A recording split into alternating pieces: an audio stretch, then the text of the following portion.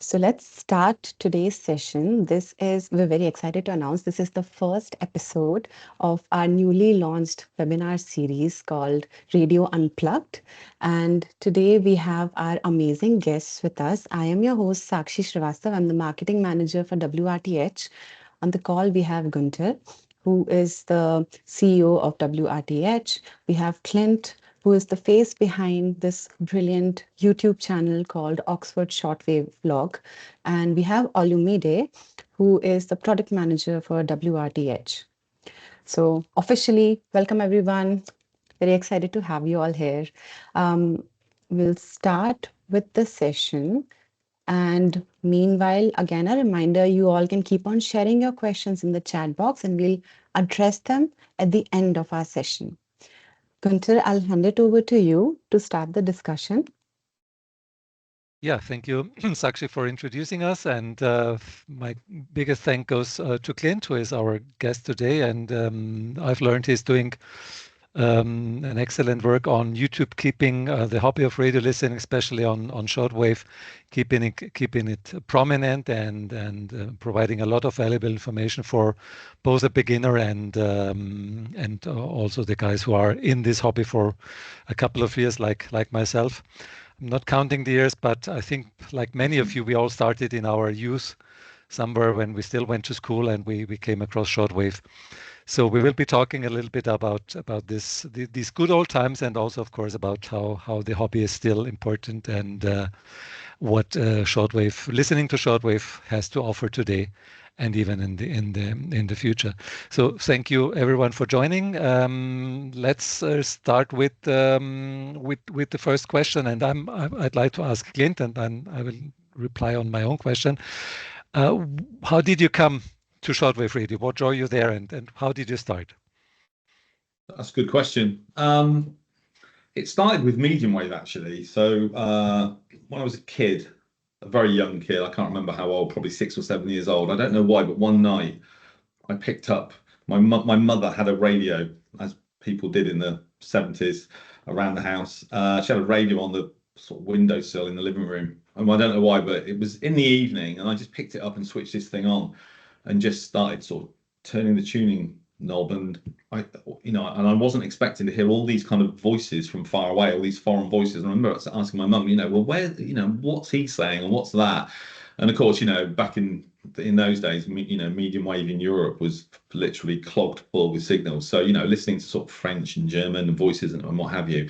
And it sort of inspired me greatly, if I'm honest with you. I almost had an epiphany that you could hold this device in your hands and then you could hear people from such a long way away. And so as I got a little bit older, I would start reading books from the local library on radio, and I sort of quickly learned that if you could get into shortwave radio, then you can hear stations from much further away than, obviously long wave is sort of, dominated by, obviously, it relies on reception at night, and it's kind of limited sometimes. I mean, having said that, I copy medium wave stations from North America, but shortwave is really the ultimate in terms of like long distance DX. So that's kind of how it started.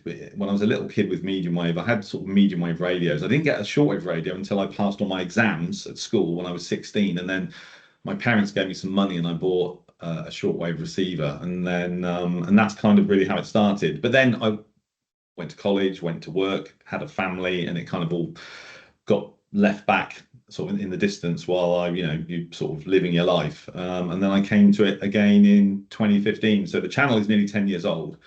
And I was weirdly, although the internet to a certain extent has helped sort of damage radio as a medium, we know that. I was watching a YouTube channel of a signal that someone had recorded from somewhere in the United States on medium wave using an SDR. And then once again, I was sort of inspired greatly, and I thought, wow, yeah, medium wave and shortwave. I need to maybe I should try that again. So I bought a cheap Texan PL360 radio 10 years ago, and that was it. And that was the start of Oxford Shortwave Log. Mm-hmm. Yeah, great story. And I think we are more or less the same age. So also in my family, the radio was always around, but obviously it was tuned to the local station, which was boring for me as a kid. So I started playing with this M and K and other buttons, and it was something a little bit more trying things out. And it happened when I went to school by a friend of mine. I think I must have been 13 or 14. I was invited to his birthday party, and he got a Grundig Satellite 2000 as a birthday gift, which was an enormous. Wow, that's a good birthday gift. Really very good. So his parents loved him. And I think there was even a leaflet there explaining about listening to shortwave and DXing. So we started, we spent the afternoon in trying it out.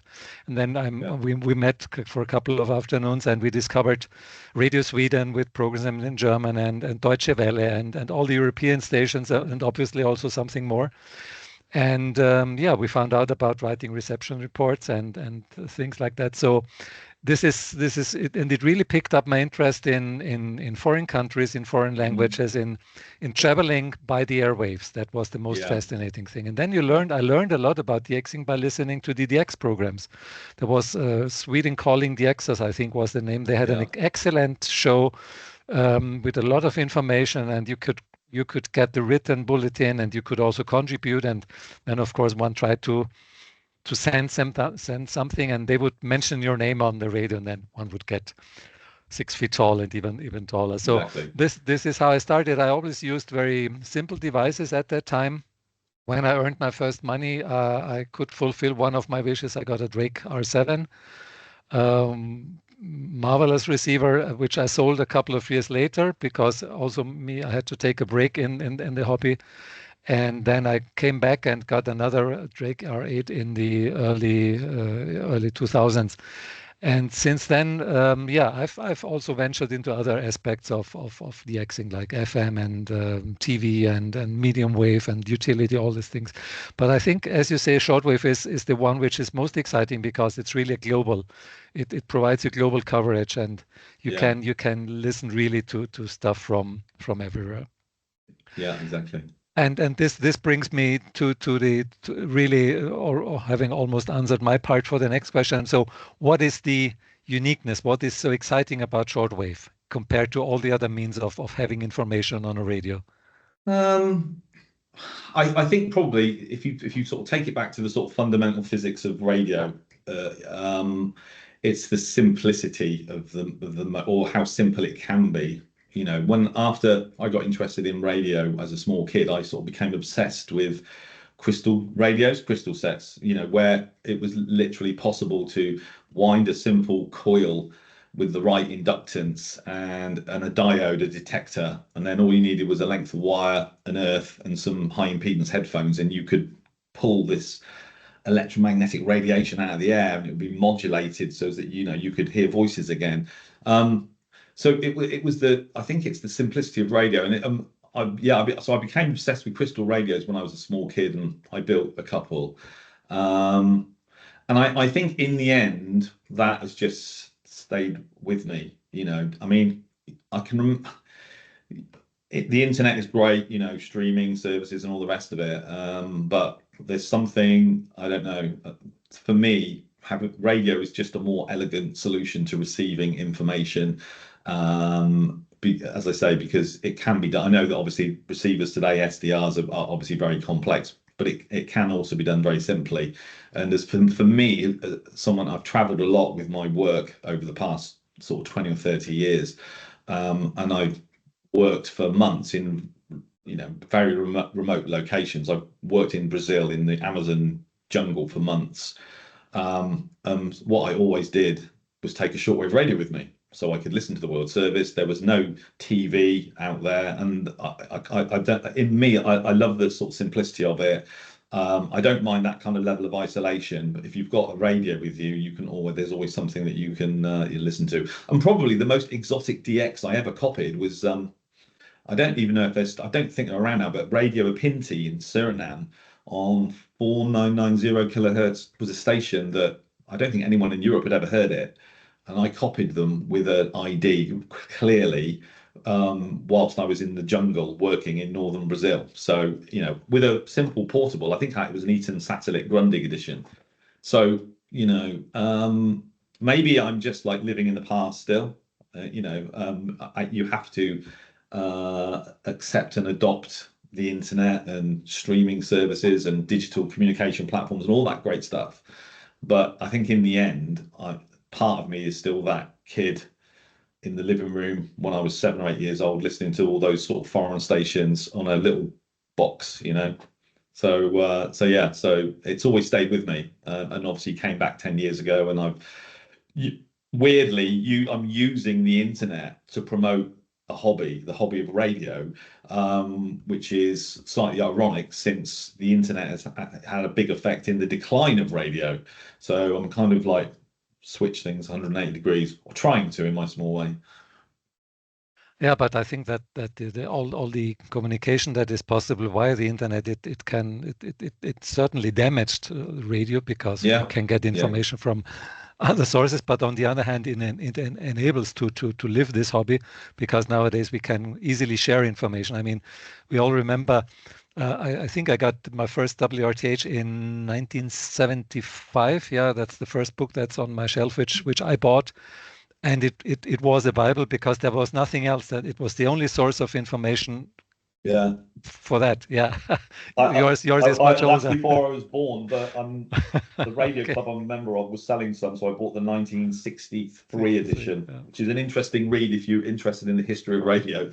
Yeah, definitely, and yeah, it was the only source of information. And now in modern times we have a lot of more information available, and we also have kind of better receivers, because SDR can do really magic. But on the other hand, as you say, you don't need an SDR, you don't need sophisticated stuff. You need a small portable receiver, quiet location, and you can still listen to what the world on shortwave has to offer.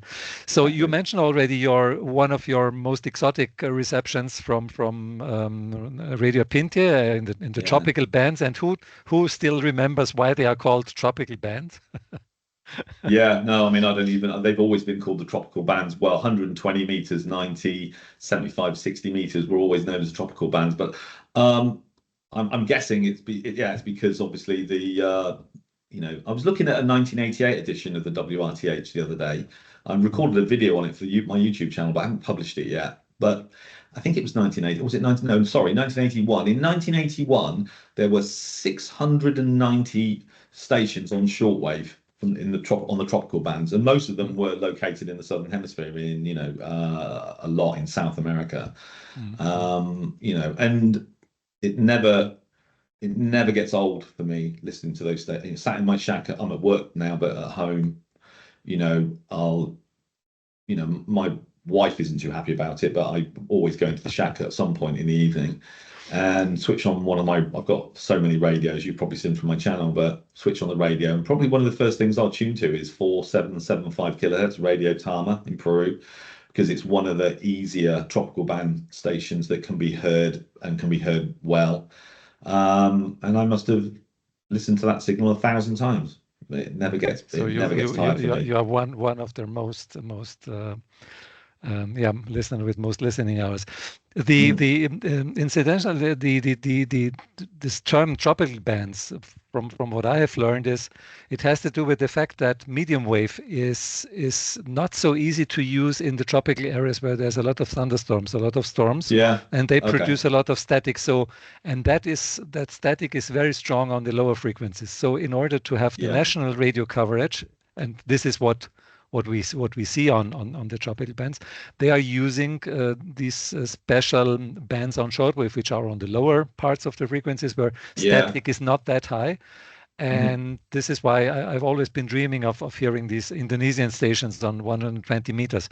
I was at the wrong location. Our colleagues in Finland and in Scandinavia, they were more lucky. So these would have been really exotic catches. I was quite happy to be able to listen to Radio Afghanistan when it still was a very interesting country, a very free country, with a very typical signation melody, which I always remember, and I get goosebumps if I happen to hear it.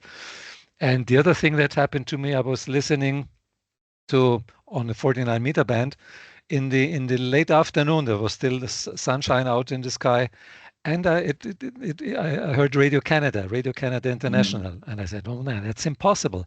I don't understand much. I didn't understand much at the time about propagation, but I thought it cannot be from Canada because it's all sunlight, and on 49 meter that will not work."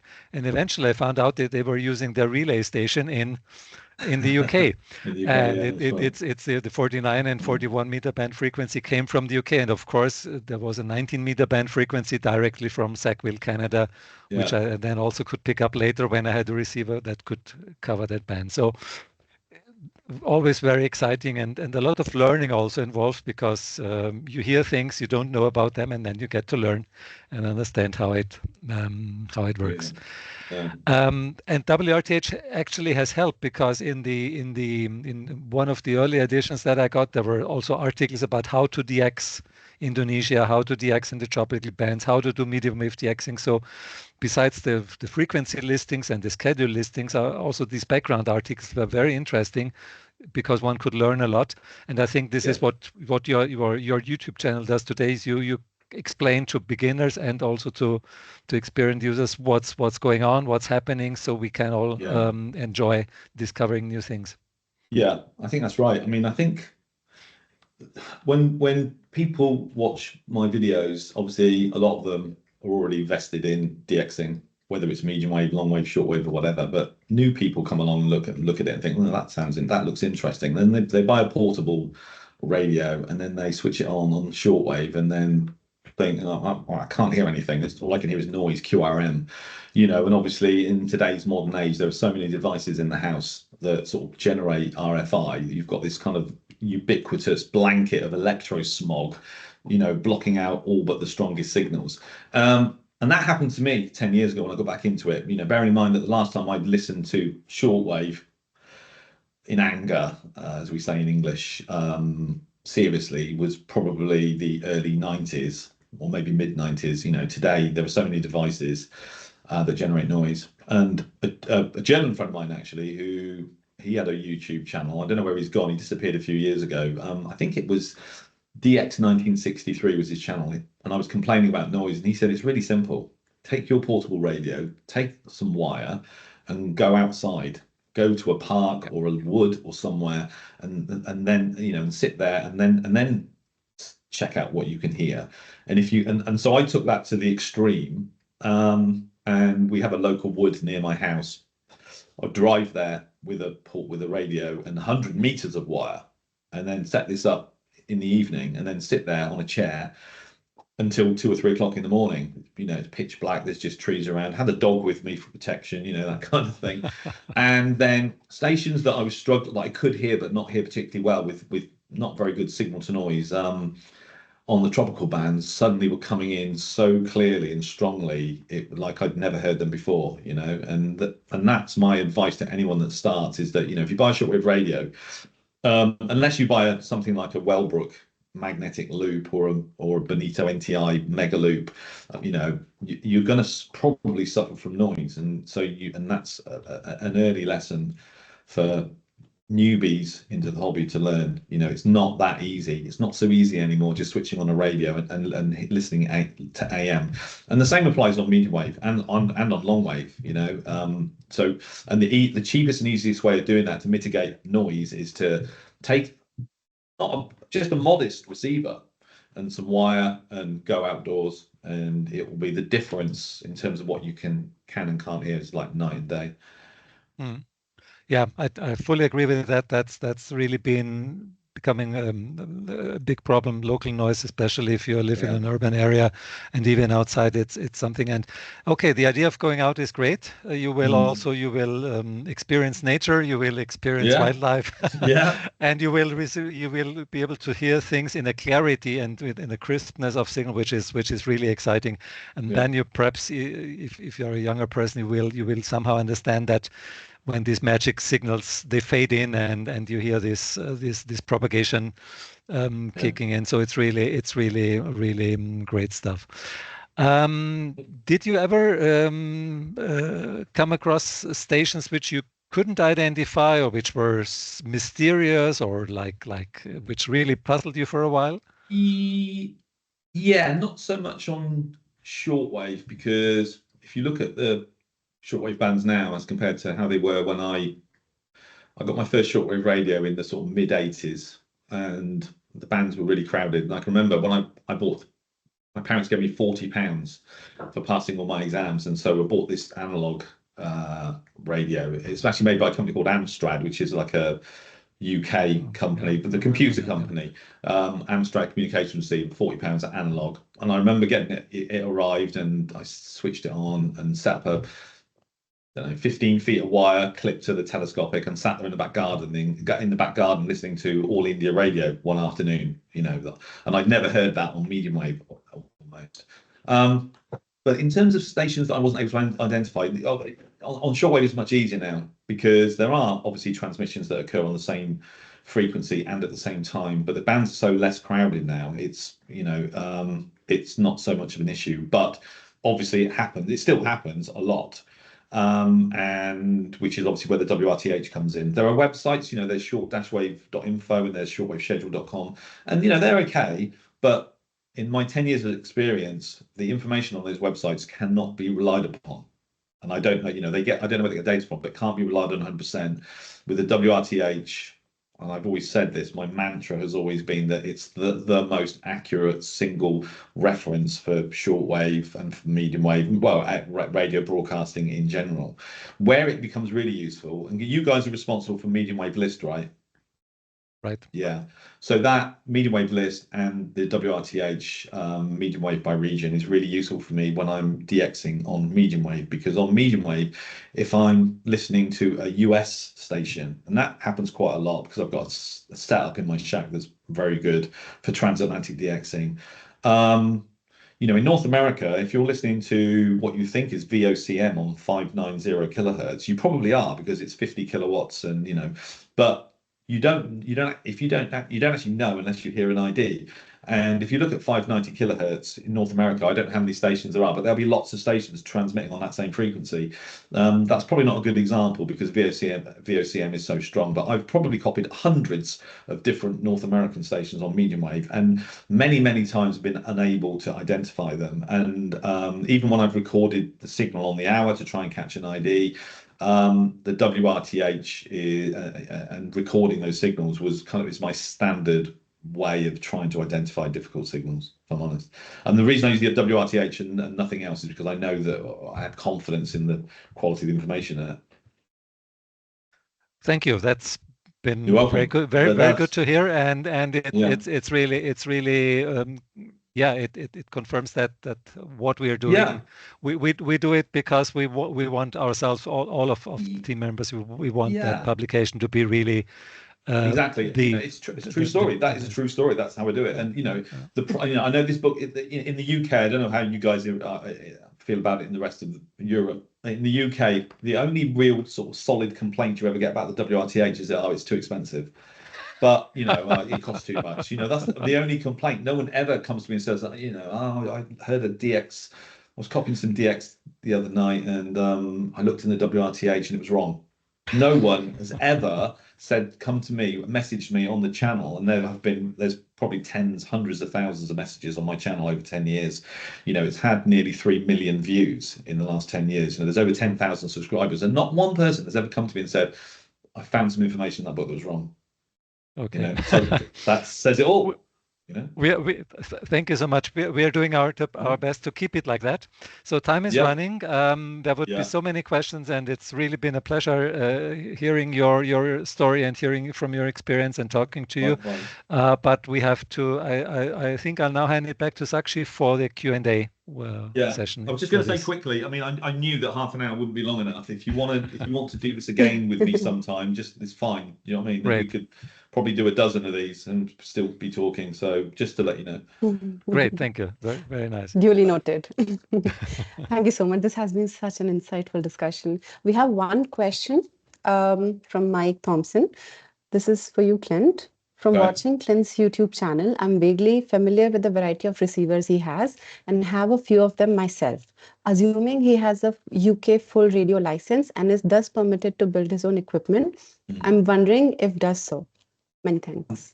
What, if I build my own equipment? Is that the question? Yes, and if you have a license, UK full radio license. Yeah, I do. Yeah, So when I got back into the hobby in 2015, obviously that was great. I bought a Texan PL360, a little portable, and then because obviously I could afford it, I bought the radio that I'd always wanted when I was a kid, which was a Yaesu FRG 8800. I wanted one of those radios in the 80s, and I bought one off eBay. And then I thought, well, I started to become a bit uncertain about the future of shortwave, because obviously there were less stations on air as compared to when I was a kid, obviously. And I thought, well, I think maybe I need to get into amateur radio, and then I've got something else radio related to do. So I got a foundation license in 2017, which intermediate license in 2018, and my full license in 2019. So I have a full amateur radio license, but I don't have the time or the skills really to build anything much beyond crystal radio, simple sort of single transistor sort of radio. So I'm a physicist, but I'm not an electronics engineer. You do have to study actually quite some electronics to get the full license, but not enough to start building like transceivers and what have you. Thank you so much for answering that. Would you mention your call sign, Clint? Yeah, it's N0OXF, Mike Zero Oscar X-ray Foxtrot. So I was quite lucky actually that in the UK, the Oscar X-ray Foxtrot OXF suffix was available, because that fits in very well with that. I'm in Oxford, and it fits with Oxford shortwave log. So yeah. Great. Okay, so this is Delta Lima 3 Golf Lima Foxtrot, which is an impossible call if you do CW because it's so long. Yeah, It's my initials plus my current location, and I also took the license because I wanted to be sure if I travel with equipment, if it happens that I have to do something, I'm qualified at least to a certain extent. And it was great fun doing the license. Yeah, no, I enjoyed it. Well, I did mine. So I got the foundation, to be perfectly honest, the foundation license exam and the intermediate license exam, I found them really easy, because obviously I've been involved in radio for years. So I didn't have to do much studying for those, if I'm being perfectly honest, but only because I've been sort of vested in radio for so many years. The full license is a completely different story. You need to understand a lot about electronics and what have you, understand how amplifiers work, all that stuff. So it was in lockdown in 2020, when, because of COVID, I was working from home for nearly a year, and sat in the garden, thinking, well, what on earth am I going to do? And so I used that time to study for the full license, and got it in 2020. Very good. Yeah. Very good.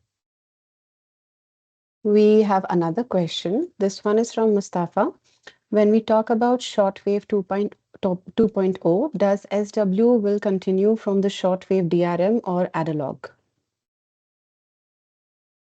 Is that for me or for Gunther? Go ahead, Whoever Clint. would like to answer. Go ahead, Clint. I would say if DRM is shortwave 2.0, I would say that this is an initiative that's been around for many years now. I can't remember exactly when, but at least 10 or 15 years. And the idea of DRM essentially is that it delivers a communications platform on shortwave that doesn't suffer as much from sort of fading. It's a more robust, reliable source of communication. But it requires I think the bandwidth. I've got a DRM demodulator on my ELAD FDM Duo. It's like, I can't remember. As a signal, it's very high bandwidth. It works, but the thing is, instead of when you've got a signal, an AM signal, an analog signal, and you get fading or a bit of distortion or whatever it is, you can live with that.